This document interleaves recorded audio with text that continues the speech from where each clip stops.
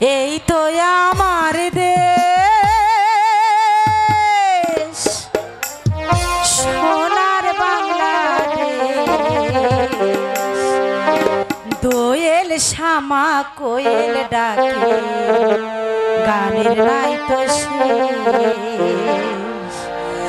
এই তো আমার দেশ সোনার বাংলাদেশ, দোয়েল শামা কোয়েল ডাকে গানের নাই তো শেষ। এই তো আমার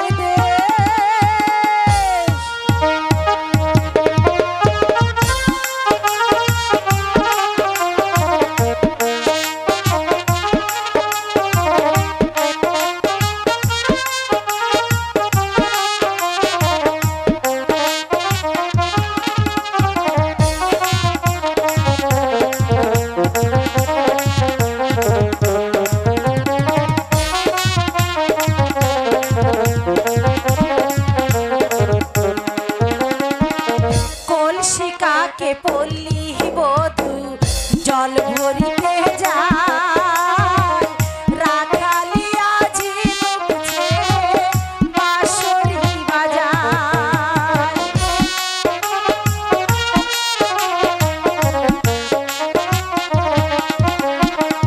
কলসিকাকে পল্লী বধূ জল ভরিতে যায়, রাখালিয়া ঝিনুক ছেড়ে বাঁশরি বাজায়।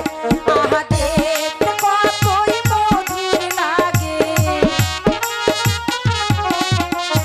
দেখতে কতই মধুর লাগে এই না পরিবেশ। দোয়েল শামা কোয়েল ডাকে গানের নাই তো শেষ। এই তো আমার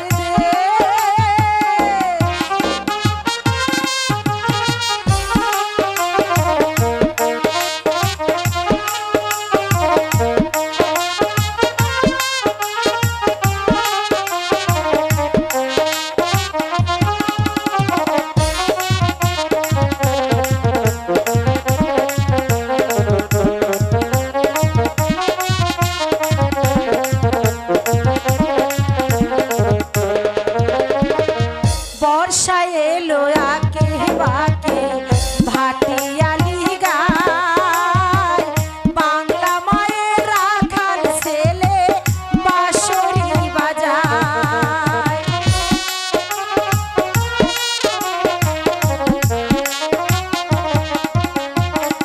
বর্ষায় এলো বাকে বাকে ভাটিয়ালি গায়, বাংলা মায়ের রাখাল ছেলে আমারে কাদায়। আহা পাগলি মায়ের মুখের হাসি, পাগলি মায়ের মুখের হাসি পাগল কইল দেশ। দোয়েল শামা কোয়েল ডাকে গানের নাই তো শেষ। এই তো আমার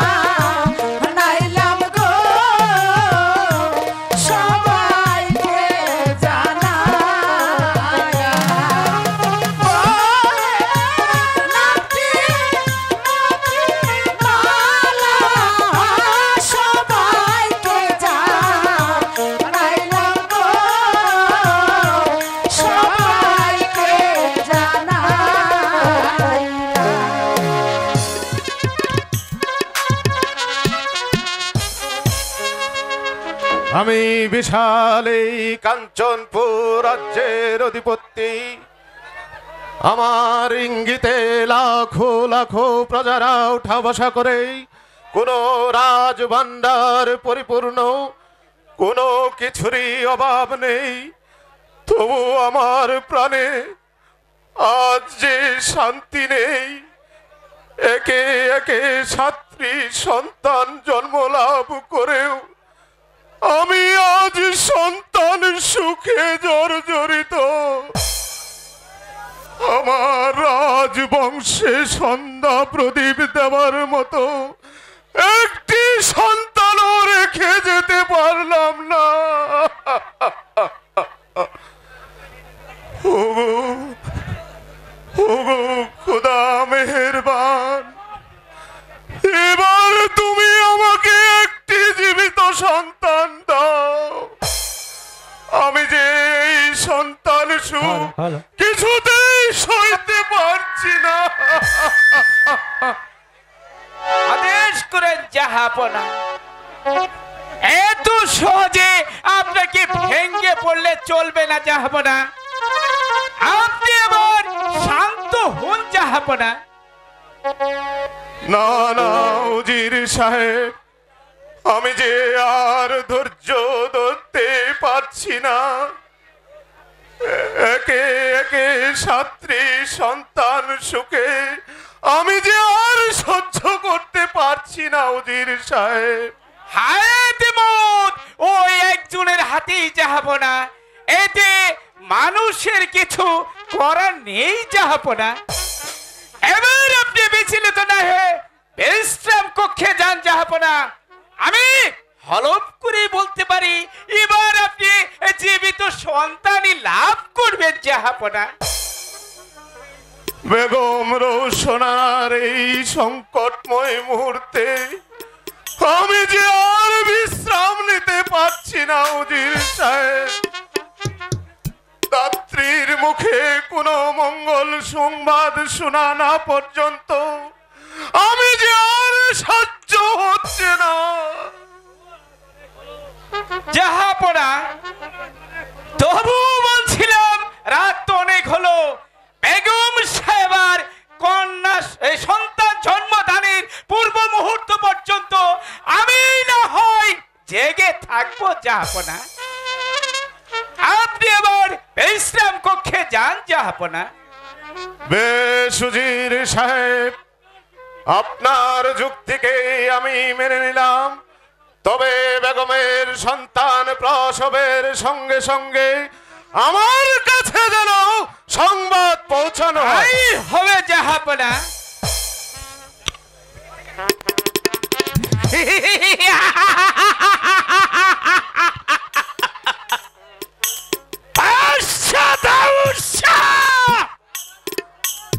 তুমি সন্তানের আশায় পাগল।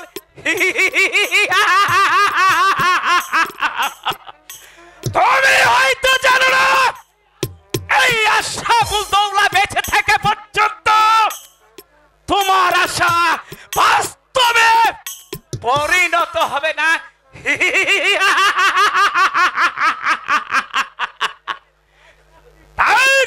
তোমার 7টি সন্তানকে যেভাবে এই পৃথিবীর বুক থেকে সরিয়ে দিয়েছে, এবারের সন্তানটিকে আমি তাই করব।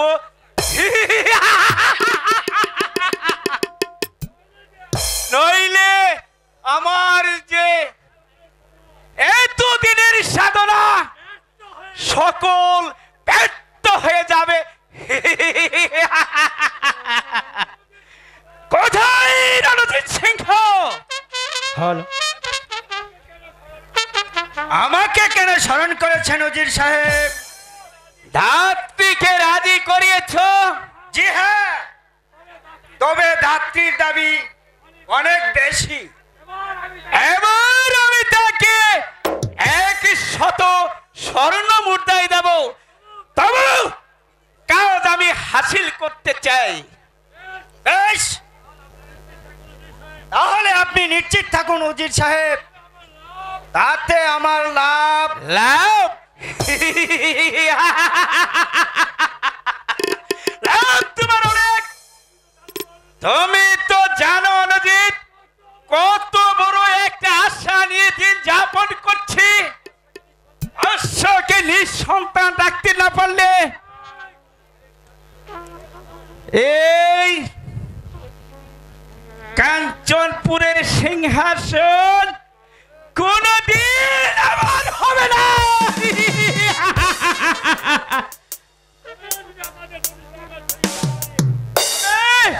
আমাদের প্রচেষ্টায় যদি আমরা জয় হতে পারি, তাহলে আমি হব এই কাঞ্চনপুরের অধীশ্বর। আর তথায় তুমি হবে এই কাঞ্চনপুরের প্রধান উজিরের আলা।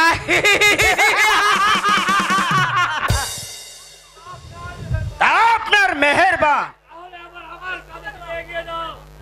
তাহলে আমার কাজে তুমি এগিয়ে যাও। আমি বলছিলাম কি উজির সাহেব, একে একে বাচ্চার 7টি সন্তানকে তো আমরা হত্যা করেছি। এবার যদি বেগম সাহেবের কন্যা সন্তান হয়, তাহলে আমরা তাকে হত্যা করব না। আর কারণ সেই সন্তান যখন বড় হবে, তখন আপনার পুত্র খসরুর সাথে বিয়ে দিলে এই রাজ্য তো আপনারই হবে উজির সাহেব। প্রস্তাবটা এহাতে মন্দ নয়। যদি ছেলে হয়, তাকেও আমরা হত্যা করব না, কারণ জীবনে আপনার পরামর্শে বহুত পাপ কাজ আমি করেছি। এবার অন্য কৌশলে কাজ করব। তা কেমন করে রণজিৎ? যদি বেগম সাহেবের ছেলে হয়, তাহলে কোনো এক প্রজার মেয়ের সাথে বদলি করে নেব।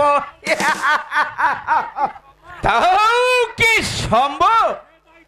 সে দায়িত্ব আমার।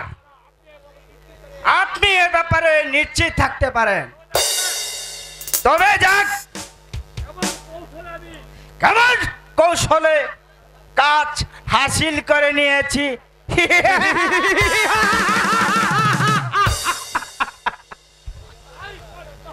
তাই করতে হবে রণজিৎ, কারণ তোমার কাজে পরে নির্ভর করছে আমার ভবিষ্যৎ।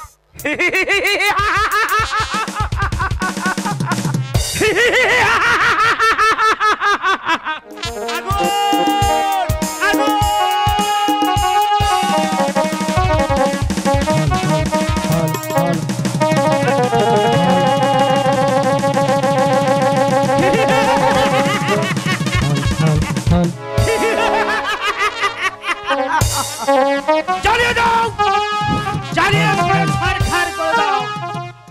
সমস্ত বস্তি বাড়ির ঘর বাড়ি জ্বালিয়ে দাও, তবে আমার প্রাণে শান্তি আসবে। কে কে তোমরা আমার বাড়ি ঘর জ্বলাই দিলে? আমি আমি আপনাকে কি অপরাধ করেছি? কেন আগুন দিয়েছি, কেন আগুন দিয়েছি বিদ্যুৎ, তাই তুই জানিস নি? তোর কুলে যে কন্যা সন্তানটি রয়েছে, সেই সন্তানটি আমার কাছে তুলে দে। এই বলছি, দোহাই সেনাপতি সাহেব, সেই সন্তানটিকে জাতি লালন পালন করে এতটুকু বড় করেছে, আমি কেমন করে আপনার হাতে তুলে দেব? আপনার দুটি পায়ে ধরে বলছি, আপনি আমাকে ক্ষমা করুন। ক্ষমা? না না না, তোকে আমি ক্ষমা করব না। দে বলছি, দে, তোর কুলের কন্যা সন্তানটি আমার কাছে দে। তার বিনিময়ে না না না না, আমি এই সন্তান দেব না। দেবে না? বলো কাশেম আলী, তার বিনিময়ে তোমাকে আমি দেব 1,00,000 স্বর্ণ মুদ্রা আর একটি নবজাত ছেলে সন্তান। বেশ, দে, সন্তানটিকে আমার কাছে দে। আমি পাবো 1,00,000 স্বর্ণবর্ধা আর একটি ছেলে সন্তান। কি ভাবছো কাশেম আলী? কি আর ভাববো সেনাপতি সাহেব, এই নেন, এই নেন।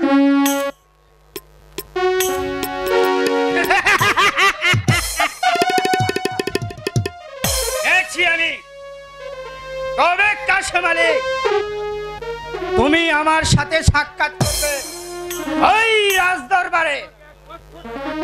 তোমাকে 1,00,000 টাকায় পুরস্কার দেওয়া হবে, বুঝলে?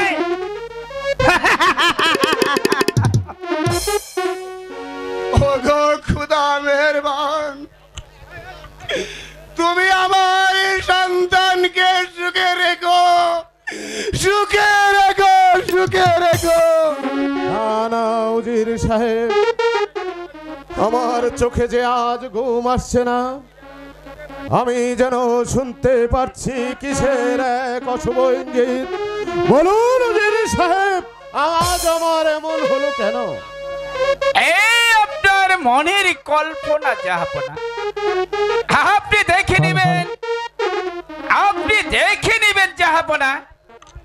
এখনই হয়তো বেগম সাহেবার কন্যা লাভের, সন্তান লাভের সংবাদ এসে পৌঁছে গেছে যাহাপনা। সংবাদ শুভ জাহাপনা। বলুন সেনাপতি মশাই, কি সেই সংবাদ? বেগম সাহেবা কন্যা সন্তানের জননী। আলহামদুলিল্লাহ। ওগো খোদা মেহেরবান, আজ সত্যি তুমি আমার, সত্যি তুমি আমায় মুখ তুলে চেয়েছো। আমার কাতর আর্তনাদ তাহলে সত্যি তোমার কর্ণগোচর হয়েছে। উজির যাহাপনা, আজ আমি কন্যা সন্তানের পিতা, তাই এই আনন্দময় মুহূর্তে আমি ঘোষণা করছি, আজ থেকে 7 দিন পর্যন্ত আমার রাজকোষ উন্মুক্ত থাকবে। আর আমার রাজকোষ থেকে 1,00,000 স্বর্ণ মুদ্রা বিলিয়ে দিবেন ওই কাঞ্চনপুর প্রজাদের উপর। আপনার আদেশ যথাযোগ্যতায় পালন হবে যাহাপনা। কিন্তু নবজাত শিশু কন্যার কি নাম হবে তাই আমি ভাবছি যাহাপনা। আপনি বলুন উজির সাহেব, তার কি নাম রাখা যায়? নাম তো আমি ঠিক করেই রেখেছি যাহাপনা। তার নাম হবে শাহজাদি মালা যাহাপনা। মালা? হ্যাঁ যাহাপনা। বাহ, চমৎকার উজির সাহেব, আপনি রাজ্যময় ঘোষণা করে দেন যে নবাব দাউদ শাহ কন্যা সন্তানের পিতা, আর সেই কন্যার নাম হবে শাহজাদি মালা।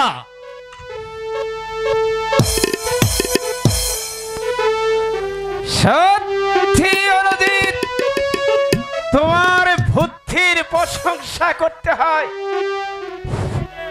তুমি যে মেয়েকে এনে বেগম সাহেবার হাতে তুলে দিয়েছ, তার পিতার নাম কি? তার পিতার নাম কাশেম আলী চাষা, খুবই গরিব। তাই অর্থের লোভে নিজ কন্যাকে আমার হাতে তুলে দিতে বাধ্য হলো। কোথায় কোথায় সেনাপতি সাহেব আমার বকশিস? পাবে পাবে। তার পূর্বে কি পেয়েছো তোমার পুত্র সন্তান? পেয়েছি মশাই, যাত্রীমা নিজেই আমার হাতে তুলে দিয়ে, কিন্তু আমি ভাবছি ও হচ্ছে নবাব পুত্র, আর এই নিয়ে তোমাকে ভাবতে হবে না কাশেম আলী। এখন থেকে নবাব পুত্র থাকবে তোমার কাছে, আর তোমার কন্যা থাকবে ওই বেগম সাহেবার কাছে। কিন্তু সাবধান, যদি আমাদের এই ষড়যন্ত্রের কথা কোনদিন ফাঁস হয়ে যায়, তাহলে কিন্তু আর কারো কাঁধে মাথা থাকবে না। অতএব সাবধান। আমি জীবন দিতে রাজি আছি। এই গুমন ষড়যন্ত্রের কথা আমার মুখ দিয়ে কোনোদিন বের হবে না।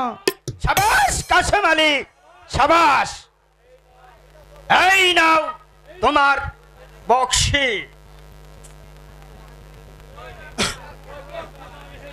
ওগো খুদা মেহেরবান, তোমার দয়ার কোনো শেষ নেই। তাই তো আজ বুদ্ধির জোরে আমি পেয়েছি বর্ষার ছেলে, বর্ষার ছেলে। সেনাপতি রণজিৎ সিংহ। উজির সাহেব, আমি ভাবছি আমাদের এই গোপন রহস্য যদি কোনো দিন ফাঁস হয়ে যায়, তাহলে হয়তো জাহাপনার বিচার থেকে আমরা কেউ রেহাই পাবো না। অসম্ভব। জাহাপনা আমাদের বিচার করার পূর্বেই তাকে আমরা দুনিয়া থেকে বিদায় করে দেব।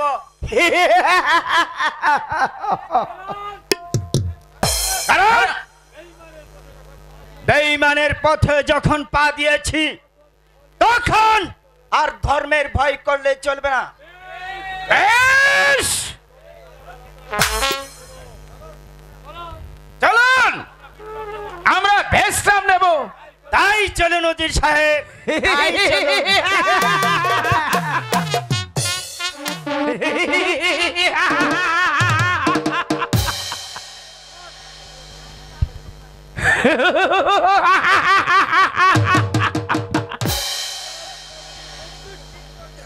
এবার সেনাপতি রণজিৎ সিংহকে সরাতে পারলে আমার চলার পথ হবে একেবারেই পরিষ্কার।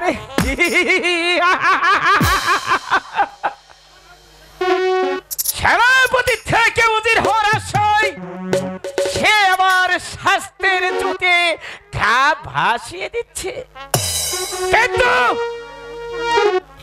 কিন্তু সে হয়তো বুঝতে পারেনি যে এই উজির আশা দৌলার বুদ্ধির জোরে উজির হওয়ার অনেক পূর্বেই তাকে এই প্রাসাদ থেকে বিদায় নিতে হবে।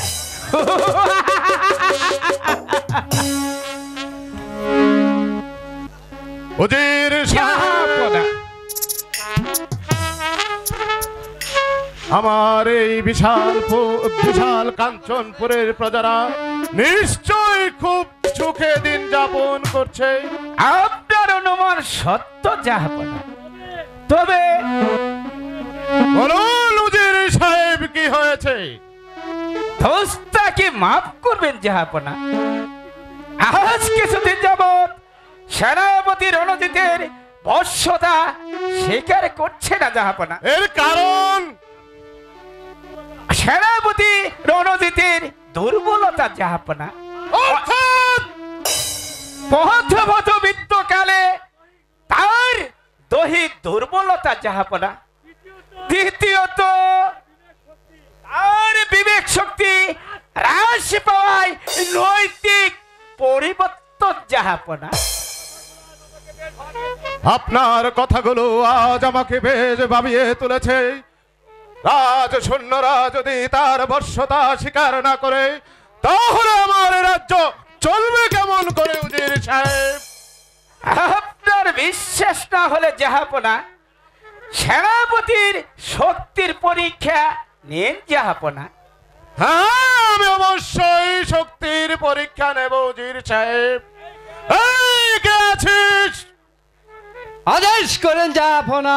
সেনাপতি রণজিৎ সিংহকে পাঠিয়ে দাও এই রাজ দরবারে। তাই করছি জাহাপনা।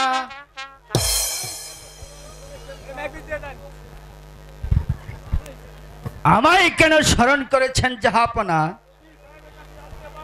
উজির সাহেবের কাছে জানতে পারলাম রাজ সৈন্যরা নাকি আপনার বশ্যতা স্বীকার করছে না, আপনার বিরুদ্ধে বিদ্রোহ হয়ে উঠেছে।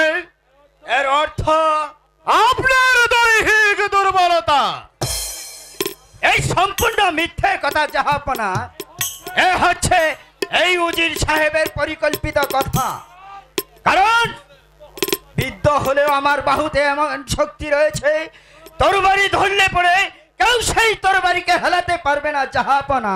বিশ্বাস না হয় আমি শক্তির পরীক্ষা দিতে রাজি।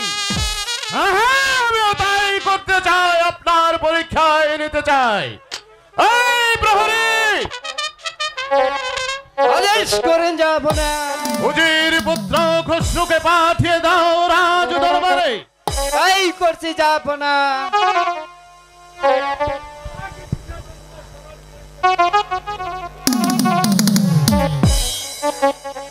আমায় কিসের জন্য স্মরণ করেছেন জাহাপনা? সেনাপতি রণজিৎ সিংহের সঙ্গে তোমার শক্তির পরীক্ষা দিতে হবে। আমি প্রস্তুত জাহাপনা। আমিও প্রস্তুত জাহাপনা। এসো।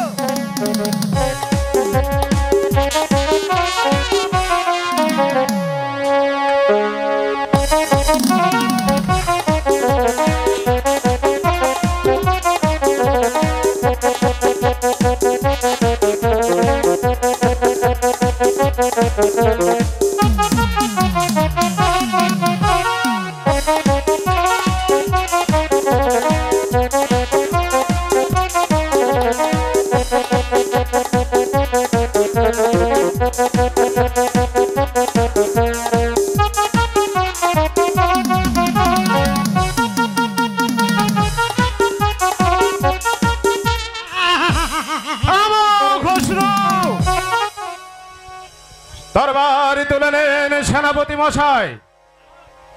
না না, তা হয় না জাহাপনা।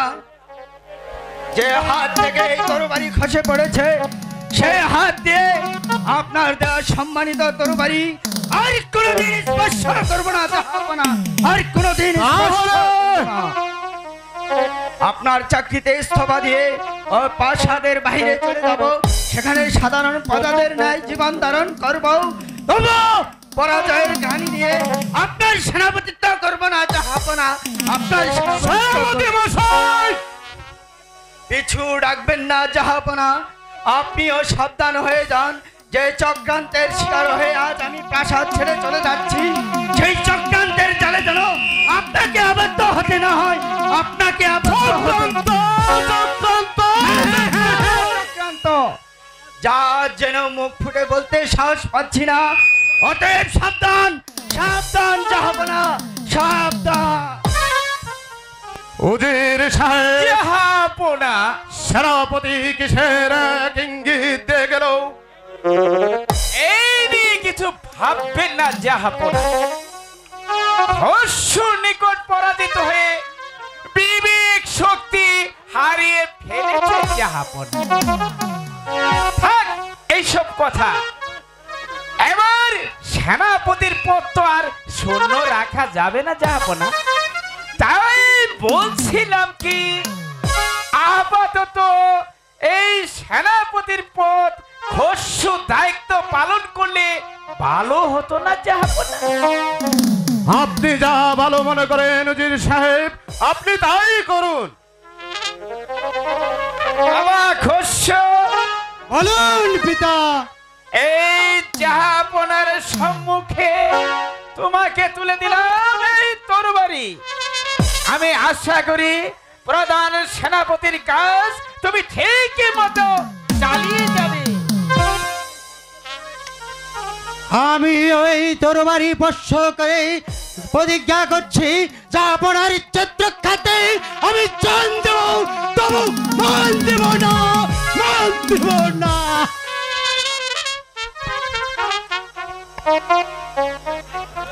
আপনি এবার আসুন উজির সাহেব, আমাকে একটু তাই যাচ্ছি জাহাপনা, তাই যাচ্ছি।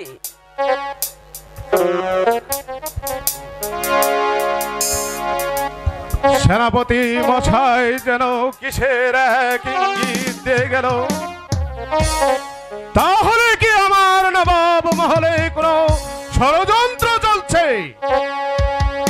ওগো খুদা মেহেরবান, বিচারে যদি আমি কোনোদিন অন্যায় করে থাকি তাহলে তুমি আমার অপরাধ ক্ষমা করো খুদা, তুমি আমার অপরাধ ক্ষমা করো। একা একা কি ভাবছেন মহারাজ? বেগম, ভাবছি অনেক কথা। থাক বেগম, কিন্তু আমার মা মালা কোথায়? মালাকে তো অনেকক্ষণ হলো দেখতে পাচ্ছি না। জানো বেগম, মালাকে না দেখলে এই দুনিয়াটা যেন আমার অন্ধকার হয়ে যায়। তাই তো খুদার দরবারে জানাই হাজার শুকরিয়া। অনেক সাধনার পর খুদা আমাদের প্রতি মুখ তুলে চাইলেন। আম্মাজান, আম্মাজান, আম্মাজান,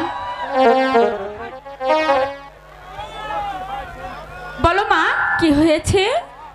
মা, মাগো, আমি আমি মনে মনে স্থির করেছি কুঞ্জবনে বেড়াতে যাব। কি বলছো মা? হ্যাঁ মা, তুমি তুমি আমাকে হাসি মুখে বিদায় দাও মা। সে কথা কুঞ্জবনে যাবে কেন? পিতা, পিতা, তুমি আমাকে নিয়ে কোনো চিন্তা করবে না। সকালে বেলা কুঞ্জবনে ফোটে না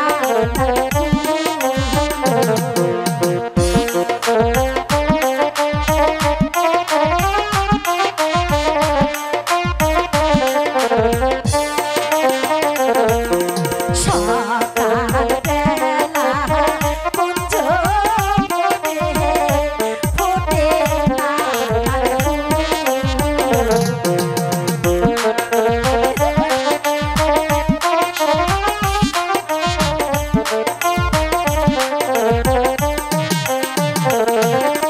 চুই সামেলি সাম্পা বেলি আরো ফুলবো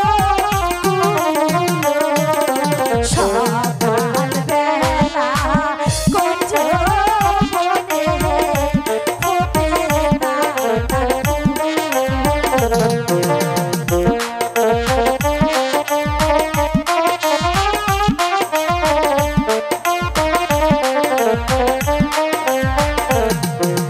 ফুল তুলিব কাঁদব মালা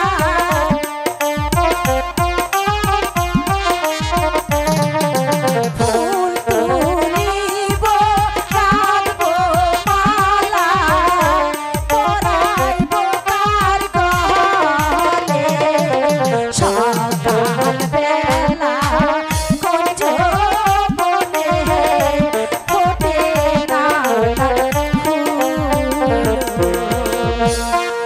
মা, মাগো, তুমি আমাকে হাসি মুখে বিদায় দাও। তাহলে যাও মা, তোমাকে আমি বিদায় দিচ্ছি। তবে যাওয়ার সময় তোমার সখী আলেয়াকে সাথে নিয়ে যেও। ঠিক আছে, আমি তাই করব। তাহলে এখন আমি যাই। মা, তুমি দেখে শুনে যাও। ঠিক আছে, যাও।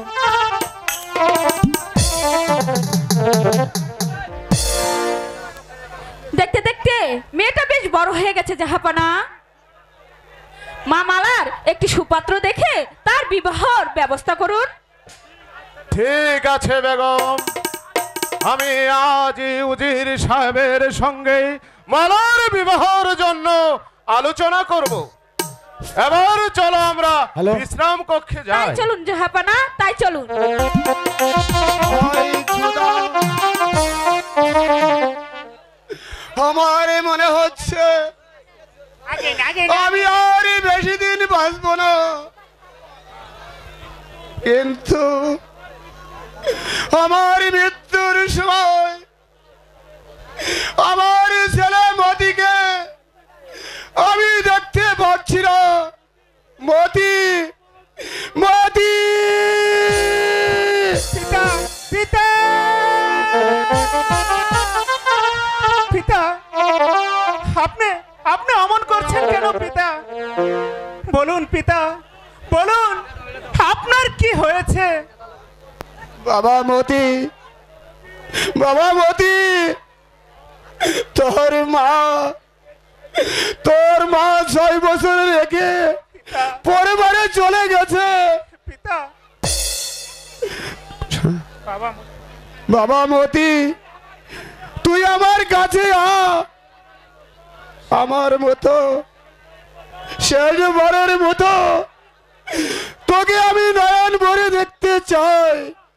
পিতা, পিতা গো, আপনি আপনি অমন করছেন কেন পিতা? আপনি আপনি আমায় রেখে কোথায় চলে যাবেন পিতা? আমাকে আমাকে কে দেখবে পিতা? পিতা, বাবা মতি, পিতা, আমার এক বন্ধু আছে পাহাড়িয়া সর্দার, তোমাকে লালন পালন করে বড় করে তুলবে। বন্ধু,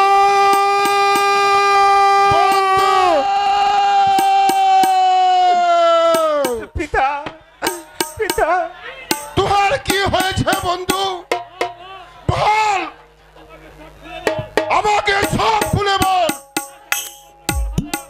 আমার জীবন বিপন্ন করে হলেও আমি তোমাকে রক্ষা করিব। বন্ধু,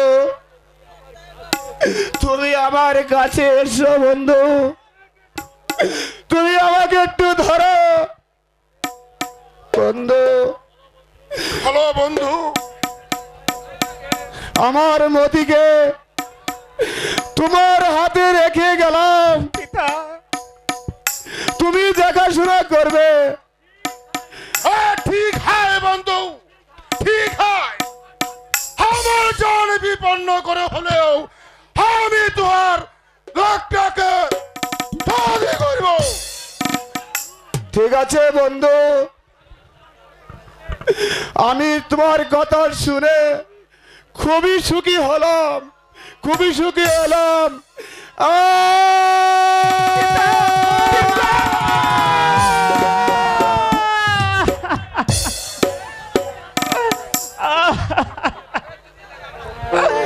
কাকা, সত্যি পিতা আমাকে ছেড়ে চলে গেল কাকা। আমি কাকে পিতা বলে ডাকবো কাকা? দুঃখ করিস না মথি, আমি তোকে রক্ষা করিব, আমি তোকে রক্ষা করিব। আরে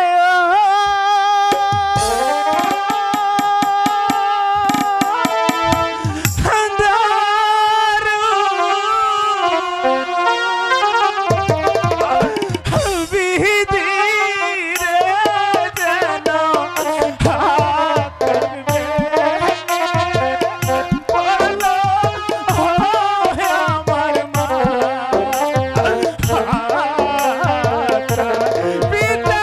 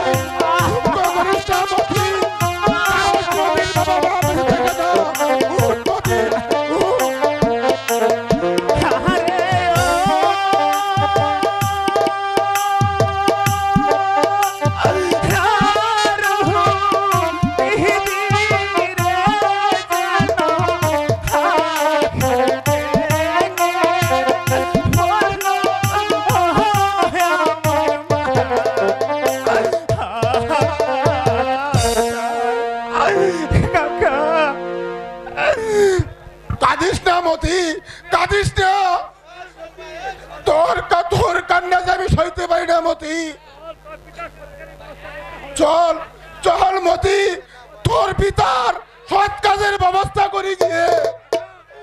কাকা, আমার কাছে যে একটি টাকাও নেই কাকা। আমি আমি কিভাবে আমার পিতার সৎকারের ব্যবস্থা করব কাকা? চল মতি, ওদিকে একটা নগর দেখা যাচ্ছে, ওই নগরে গিয়ে আমরা ভিক্ষা করে কিছু টাকা দিয়ে তোর বাপের সৎ কাজের ব্যবস্থা করবো মতি, তোর বাপের সৎ কাজের ব্যবস্থা করবো। তাই চলো। ভিক্ষা দাও গো নগরবাসী গো।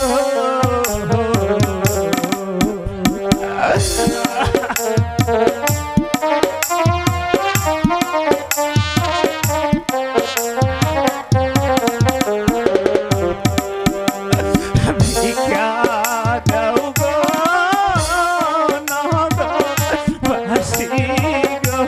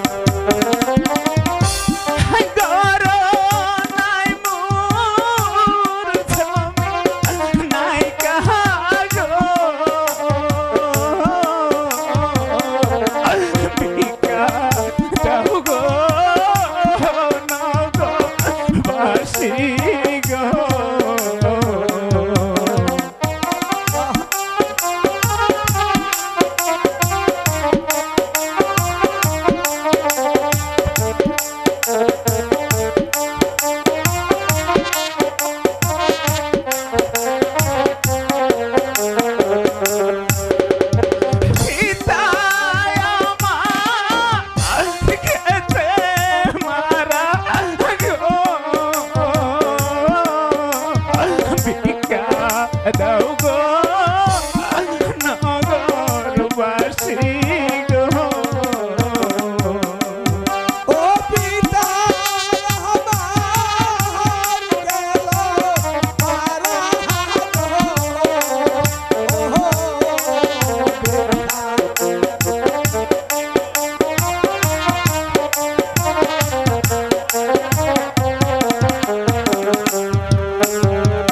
পিতা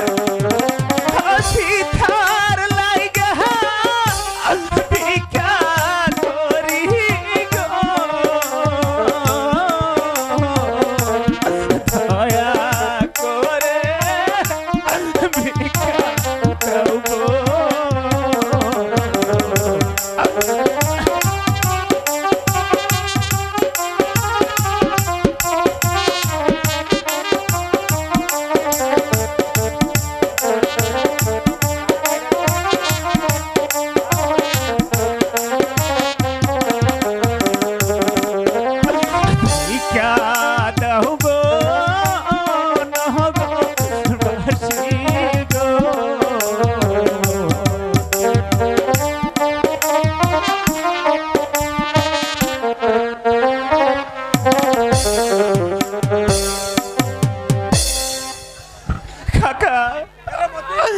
রে মতি, চল চল, তোর বাবার সৎ কাজের ব্যবস্থা করে গিয়ে। তাই চলো কাকা, তাই চলো। না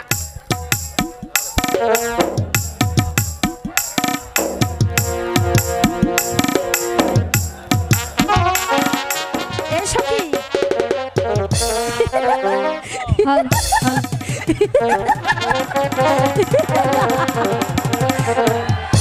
বাহ, দেখছই কত সুন্দর সুন্দর ফুল ফুটেছে বাগানে।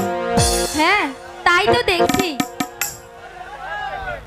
কিন্তু এরকম ফুলের বাগান দেখে সত্যি অনেক পাগল হয়ে গেছি।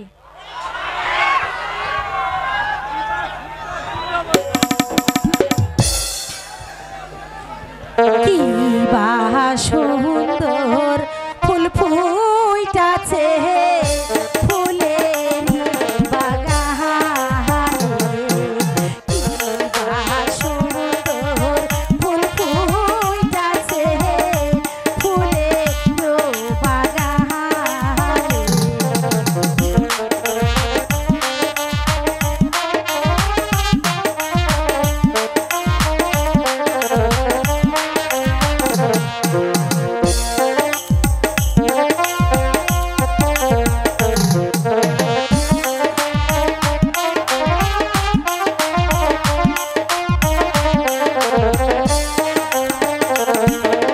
জবা শিউলি চম্পা বেলি,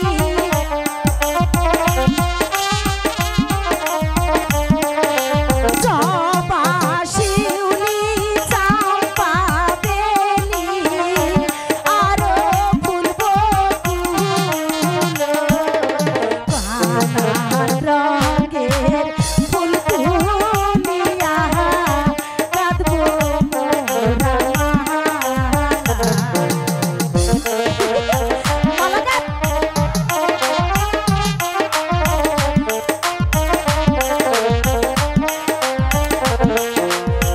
এখন আমার নব যৌবন,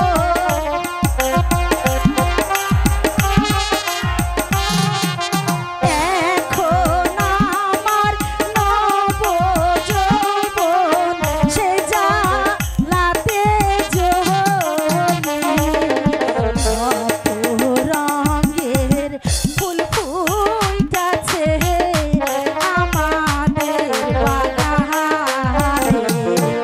কত রঙের ফুল ফুটাছে আমাদের বাগানে। আচ্ছা এসই, তুই কি হ্যাঁ। শুনতে পাচ্ছিস? তুই কি কিছু শুনতে পাচ্ছিস? কই না তো। ধ্যাৎ, তোর মধ্যে হয় কানটা গেছে। ইস, কি মিষ্টি বাঁশির সুর, সুরে মনে হচ্ছে আমি পাগল হয়ে যাব। সই কোথায়, কোথায় সই? এই মিষ্টি বাঁশির সুর কোথায় থেকে ভেসে আসছে?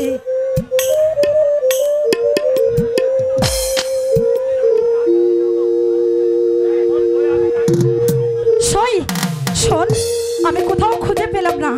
তার চেয়ে বলি কি, চল কোথায় এই বাঁশির সুর আমরা দেখতে যাব।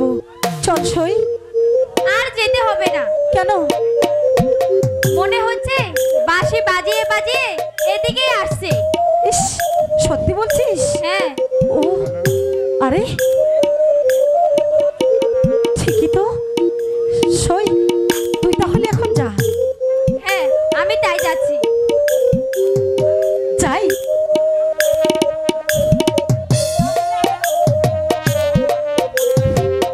গরুর পাল যখন মাঠে ঘুরে ঘুরে ঘাস খাচ্ছে, আমি ওই ছায়ায় বসে একটু বাঁশিটি বাজিয়ে নিই।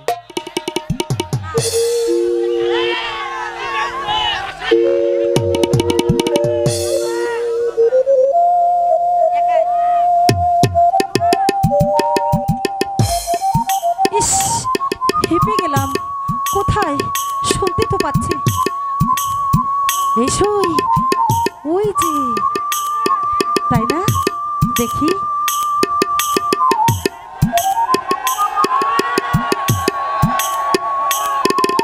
ইস, কি সুন্দর। সই, তুই এখন যা, আমি ওর সঙ্গে কথা না বলে আমি এখান থেকে যাব না। যা।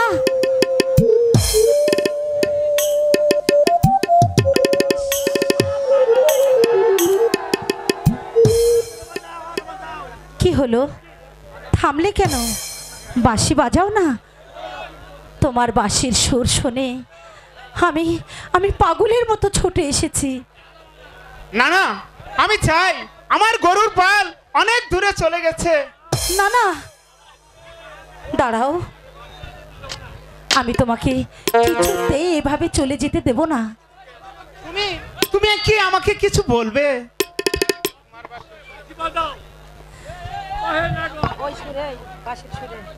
বাঁশির সুরে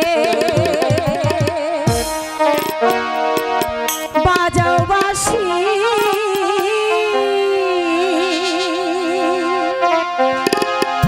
জুড়াই মন প্রাণ, তোমার বাঁশির সুর শুনিয়া থাকতে নাহি পারি গো। শোনো শোনো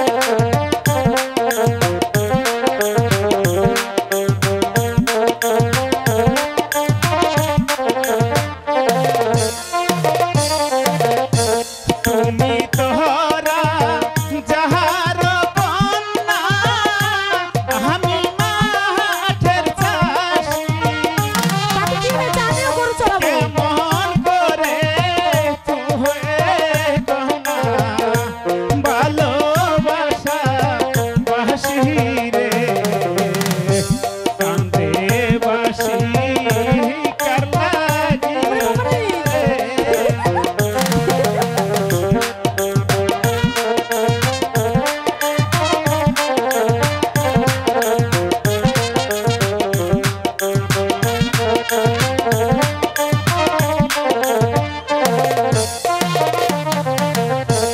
ভালোবাসা এমন জিনিস তাকে কুল মানে না। তোমায় যদি না পাই আমি পারবো না পরাণে। শোনো শোনো প্রাণের বন্ধু গো।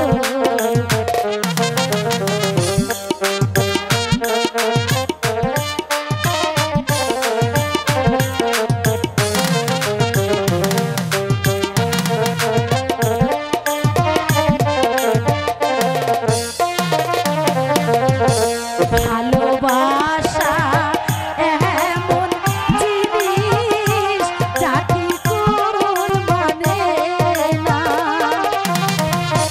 তোমায় যদি না পাই আমি পারবো না পরাণে গো। শোনো শোনো প্রাণের বন্ধু গো।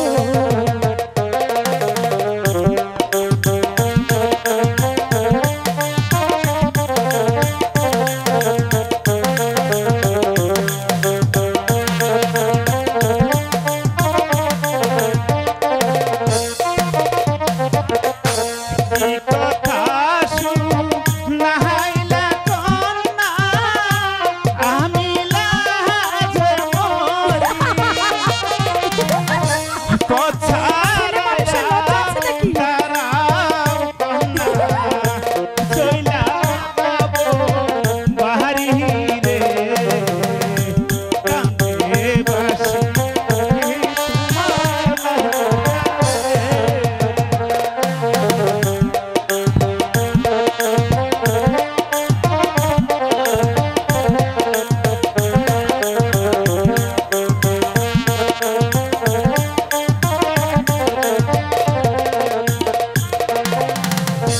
কি কথা শুনাইলা কন্যা আমি লাজে মরি আচ্ছা পথের দাম ওগো কন্যা চইলা যাব বাহারি রে কান্দে বাসি কার লাগি রে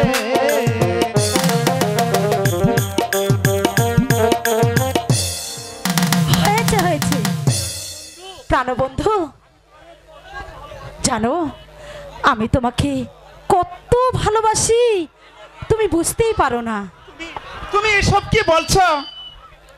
আমি আমি গরিব মূর্খ আর তুমি রাজার মেয়ে, তোমার সাথে আমার ভালোবাসা হতে পারে না। কেন কেন হতে পারে না? আমি যে তোমার অজান্তে তোমাকে মন প্রাণ দিয়ে ভালোবেসে ফেলেছি। আমি তোমাকে ছাড়া বাঁচবো না। না না, এবার তুমি বলো বন্ধু, তোমার তোমার নাম কি? আমার নাম মতি চাষা, কিন্তু তুমি? আমার নামটা পরে বলবো, তার আগে শোনো আমি কি বলি। ওরে বাসিওয়ালা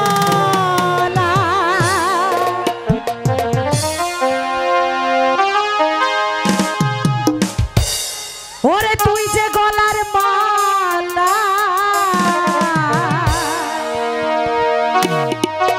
আমি আছি রব চিরদাসী বাসিওয়ালা রে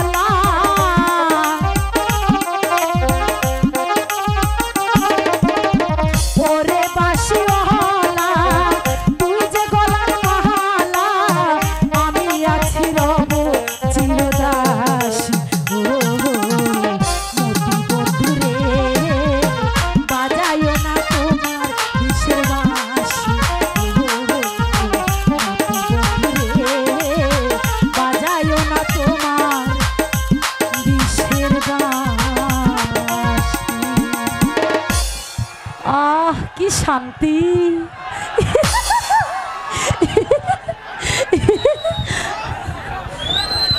হ্যালো বন্ধু শোনো, এখন তোমাকে আমি বলছি, তোমার নাম মতি আর আমার নাম হচ্ছে মালা। আজ থেকে তুমি আমার মতি আর আমি তোমার কি মালা, মতির মালা। হ্যাঁ, কত সুন্দর নাম হয়েছে, মতি আর মালা। চলো বন্ধু, অনেক দেরি হয়ে গেছে, এবার আমরা ঘরে ফিরে যাই। আচ্ছা। লা লা লা লা লা লা লা লা লা লা লা